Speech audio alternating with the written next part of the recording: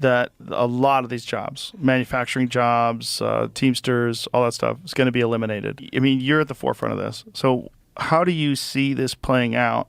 And what do you think that can be done to mitigate a lot of the loss of purpose that a lot of people are going to feel, loss of income? Obviously, universal basic income is being floated about, but that seems to me to only be part of the problem. Another big part of the problem is people losing a sense of purpose. Yeah, no, we're talking about something which is still pretty far in the future. How far do you think it is? Well, I mean, it's probably, I don't know, 15, 20 years type of thing. So we've got like immediate issues. We've got short-term issues that are, I don't know, 1 to 3 years. Medium-term issues like 5 to 10 years. Longer-term issues which are like maybe 20 years. Longer-term, I think there is this question if you have AI and robotics, how do you find meaning in life? If the computer can do everything better than you can, and the robot can do everything better than you can. We've got a long way to go before that. And I do think it's like 80% likely to be a good outcome, like maybe 90. And I think everyone's going to have their own like personal robot. And I think at a certain point, like, wouldn't you want to have your own personal C-3PO R2-D2? So it's going to be essentially just like everyone has their own phone. Yeah, everyone will have their own robot buddy. Like literally.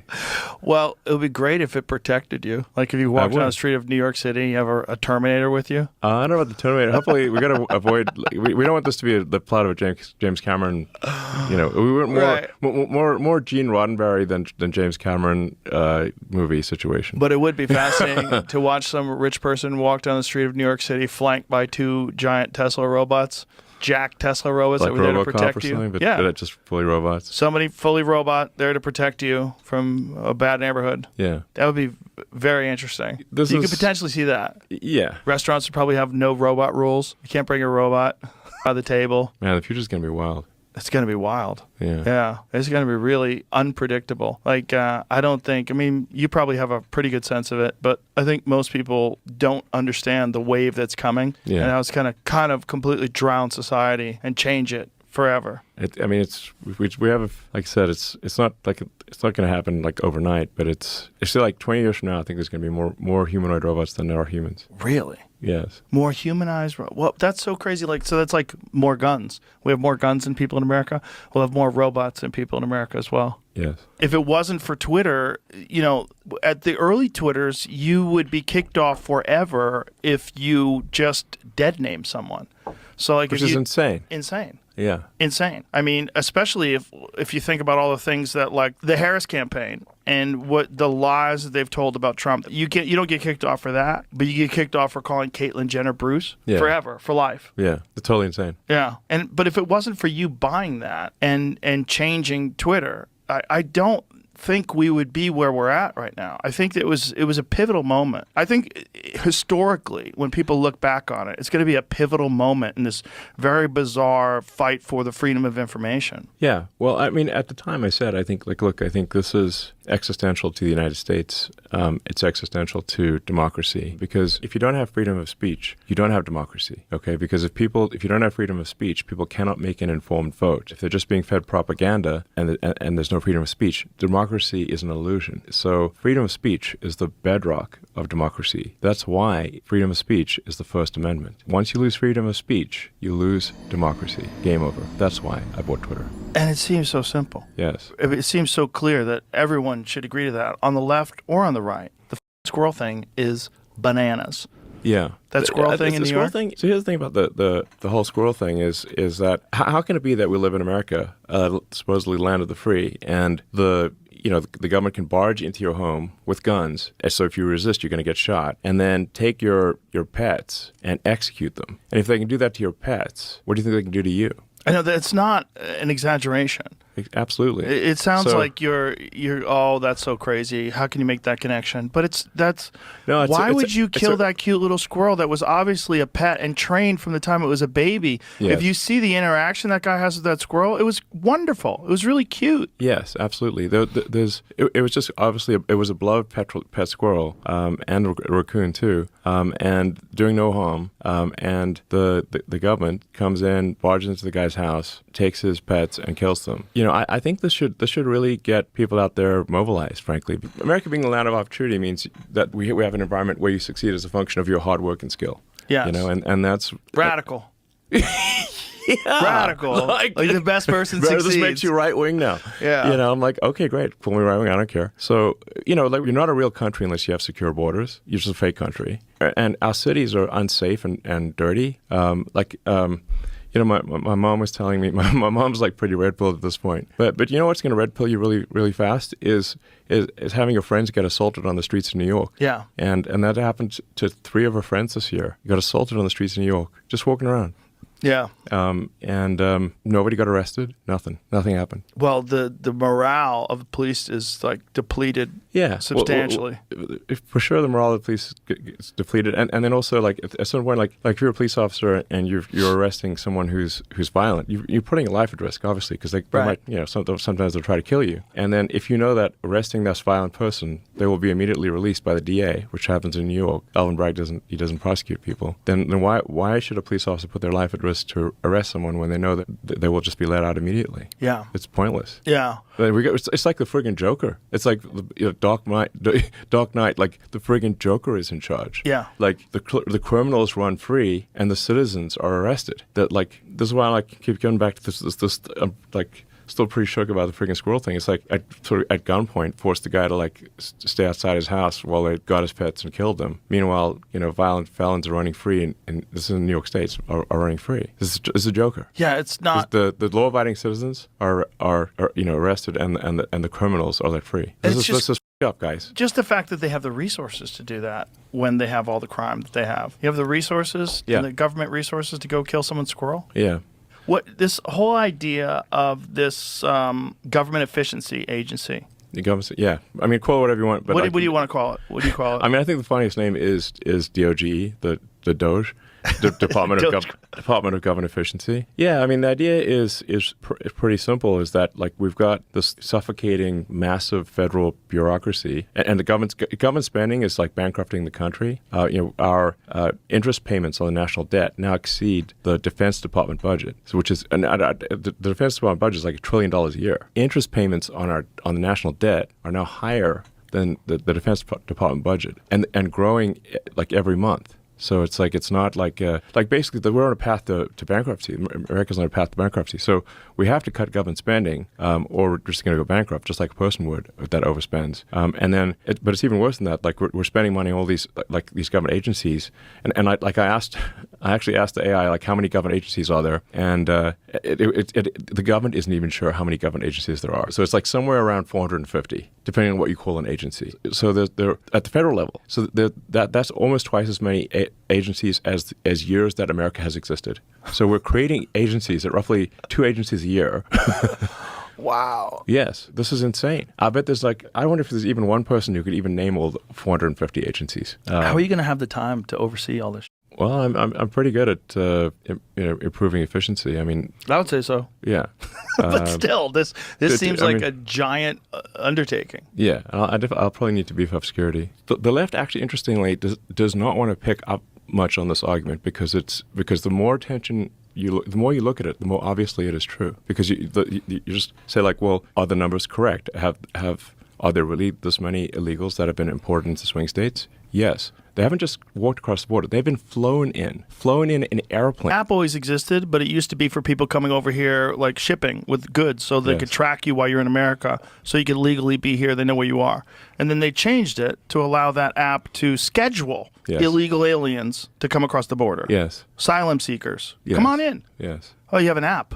And you fly people in. They're literally being flown in to the swing states. Sometimes I get the rebuttal of people say like, well, you know, these illegals they don't have the same social values as the Democrat Party because they're like more socially conservative. I'm like, yeah, but that's not the point. If you look at the Maslow's hierarchy of needs, their primary thing is staying in the country and getting their friends and family in, and then the Democrats give them all these benefits, like tons of benefits, more benefits than than citizens, literally. Yeah. They're beholden to the Democrats for all these benefits. They want to get their friends and family in, which the Democrats support and the Republicans don't. So they vote Dem. Here's a statistic that people need to take into consideration when you think about illegal immigration. Do you know how many kids are missing? Missing in what? Kids that came across the border that are unaccounted for. I saw a number on like 300,000 or something like that. Something crazy like that. Yeah. Let's say it's only 10% of that. Sure. That's still insane. Yeah. That's insane. There's thousands and tens of thousands of kids that have been trafficked potentially. I mean, when you know that like sex trafficking and child trafficking is a real thing in the world, it's real. Yeah. So if you know that, this whole thing is disgusting and terrifying. Yeah, absolutely. And people are just turning a blind eye to it because their ideology, the left-wing ideology, supports this idea that immigration is overall good and that you have to be a compassionate person to let these people in, and that you're racist if you don't want 20,000 immigrants from a war-torn country being imported into a town of 30,000 people. Exactly. And completely changing the dynamic of and then but as long as they don't come to your town. Exactly. You know, like that's it.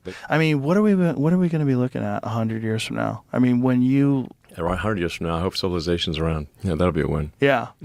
Yeah. What are the chances that we fuck this whole thing up? 50%? It's hard to say. I mean, I guess not. Like, I don't think civilization will be totally destroyed unless there's like some really massive global thermonuclear war. But I mean, Stephen Hawking, he would say that there was like at least a 1% chance of total annihilation every century. That was his rough estimate. But there's a much bigger chance of civilization being less capable than it is today. So you say like, well, because you look at, say, well, you know, these various civilizations throughout history, whether it's like ancient Sumerians or the, you know, Egyptians, the Romans, like they you know, there's like a life cycle to civilization. They reached a peak and then they started subsiding. So I think a bigger question is like, well, will our technology level be better or worse than it is today in 100 years?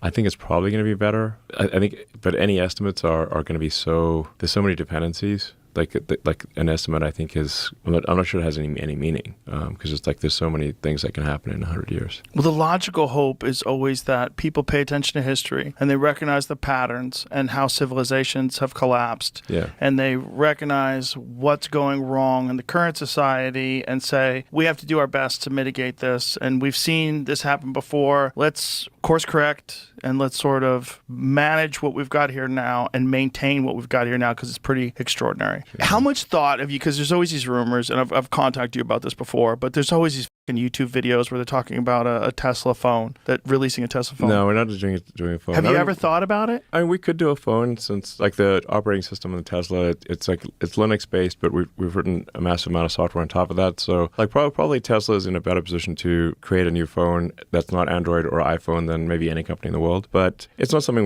we want to do unless we have to or something. What would be the situation where you would have to? Well, I think if Apple and Google / Android started doing really bad things like, I don't know, like censorship of apps or being like gatekeepers, in a really bad way, then I guess we'd make a phone. Did you ever pay attention to when John McAfee was cooking meth in a lab in his backyard? I mean, McAfee's quite a character. He was a character. Character, man. We had him on the podcast when he was on the run. So he called in from an undisclosed location when he was running from, where was he, Costa Rica? Is that where he was? Belize, right. So when he was running from the authorities, he called in and we had him on the podcast on the run. And I was asking him about these posts, like, because there was an online account that was linked to him where he had this very detailed laboratory, like super sophisticated, making the best meth, like a super genius cooking meth.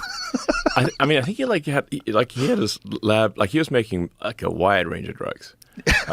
And there's I talked to a reporter who went down and like interviewed him in Belize, and reporter said, "Man, that's one of the scariest things." He was quite terrified. So like one of the things that McAfee he had, I guess, this trick where he would play Russian roulette with himself.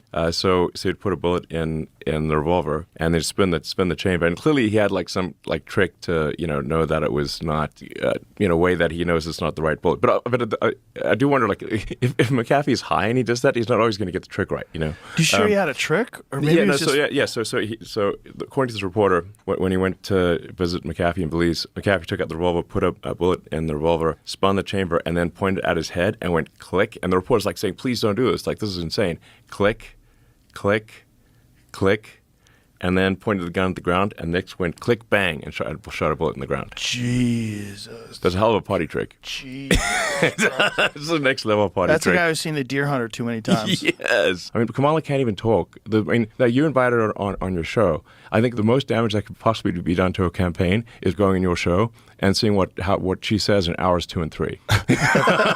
2 and 3 is when things get 2 spicy. And 3. Yeah. And I'm like, oh my God. You can hide for 20 She's minutes. She's going to melt. You can hide for 20 minutes. Exactly. Yeah. I mean, you can just regurgitate talking points for half an hour, maybe an hour, just where she's just saying like non sequiturs, but eventually she just runs out of non sequiturs. Well, they wanted to limit it to an hour. Exactly, that's why. But I was thinking of doing it initially before Trump came here. First of all, when they found out that there was a rumor, I never announced that Trump was coming. What I was going to do is just release it. The way I like to do things, I don't like to tell anybody who's coming on. It'll get big no matter what. If Trump was on, it would have been huge. I'm like, just put it out there. People go crazy. Yeah. But he apparently, or someone from his organization, some loose lips, and then it got out. And so she contacted my management company, and her organization, her campaign contacted us and said, would Joe have her on? I said, yes. And they said, she wants you to fly to where she is, and she's only willing to do 45 minutes. Only 40. I mean, that's and I was like, oh, no. So I thought about doing it. I'm like, maybe I can get a sense. Maybe I could convince her. Maybe I could coax her into doing more time. I just wanted to talk to her. Yes. Well, I don't give a what we talk about. We talk about recipes. I don't give a shit. Exactly. Just talk to me. The things like you just can't you can't just output bullshit non sequiturs for 3 hours. Right. But for 45 minutes you could do. I thought maybe for 45 minutes I could get something out of it. But then when Trump came and did the 3 hours, I was like, you know what? It has to be like this. This is the only way. To be fair, it's got to be like a three hours. And it should be in this room. Yes. Because this room is like a history of people expressing themselves. Actually. Yeah, it's got good vibes. Yeah.